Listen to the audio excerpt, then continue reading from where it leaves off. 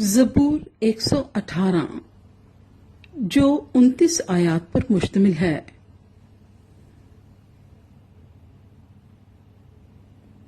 خداوند کا شکر کرو کیونکہ وہ بھلا ہے اور اس کی شفقت ابدی ہے۔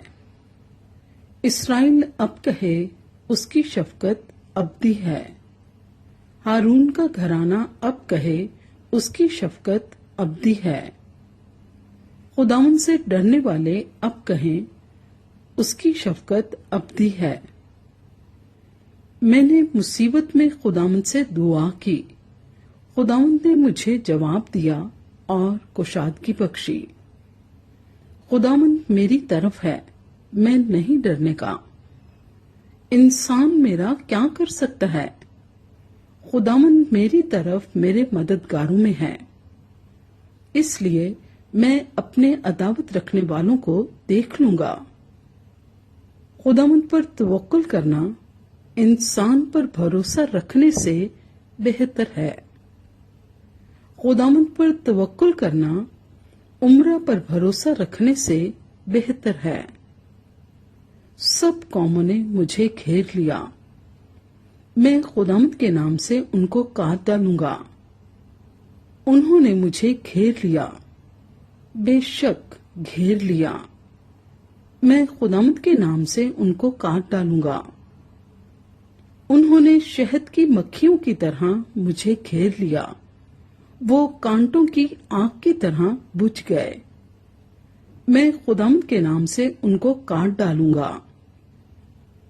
تو نے مجھے زور سے دھکیل دیا کہ گر پڑوں، لیکن خداوند نے میری مدد کی۔ خداوند میری قوت اور میرا گیت ہے، وہی میری نجات ہوا۔ صادقوں کے خیموں میں شادمانی اور نجات کی راگنی ہے۔ خداوند کا داہنا ہاتھ دلاوری کرتا ہے، خداوند کا داہنا ہاتھ بلند ہوا ہے۔ خداوند کا داہنا ہاتھ دلاوری کرتا ہے۔ میں مروں گا نہیں بلکہ جیتا رہوں گا اور خداوند کے کاموں کا بیان کروں گا۔ خداوند نے مجھے سخت تنبیہ تو کی، لیکن موت کے حوالے نہیں کیا۔ صداقت کے پھاٹکوں کو میرے لیے کھول دو، میں ان سے داخل ہو کر خداوند کا شکر کروں گا۔ خداوند کا پھاٹک یہی ہے، صادق اس سے داخل ہوں گے۔ میں تیرا شکر کروں گا کیونکہ تو نے مجھے جواب دیا اور خود میری نجات بنا ہے۔ جس پتھر کو معماروں نے رد کیا، وہی کونے کے سرے کا پتھر ہو گیا۔ یہ خداوند کی طرف سے ہوا اور ہماری نظر میں عجیب ہے۔ یہ وہی دن ہے جسے خداوند نے مقرر کیا، ہم اس میں شادمان ہوں گے اور خوشی منائیں گے۔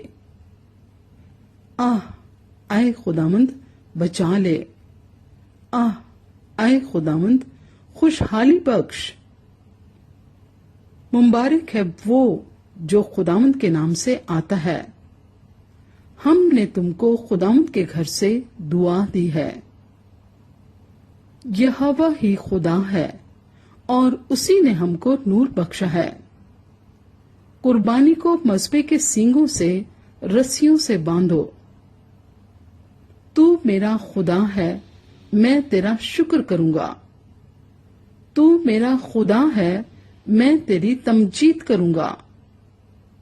خداوند کا شکر کرو کیونکہ وہ بھلا ہے اور اس کی شفقت ابدی ہے۔